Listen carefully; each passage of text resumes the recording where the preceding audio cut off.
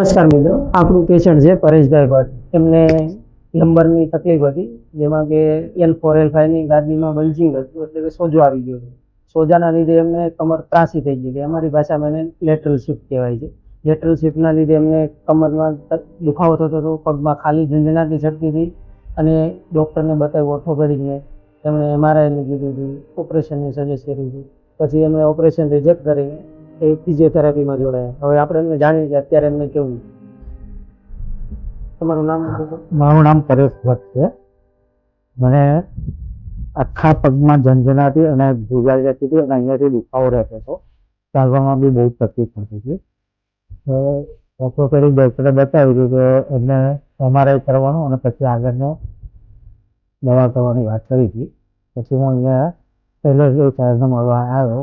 એમને મને કીધું કે ફિઝિયોથેરાપીથી અને કસરતથી લગભગ આવી જશે. તો મેં અહીંયા ચાલુ કર્યું. આજે મને હાલ મને પરફેક્ટ ચાલી શકું છું, અને દુખાવો સંપૂર્ણ મટી ગયો છે.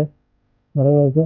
તો બી એક બે દિવસ હજુ હું અહીંયા આવું છું, અને પગની બિલકુલ ઝંઝનાટી મટી ગઈ છે.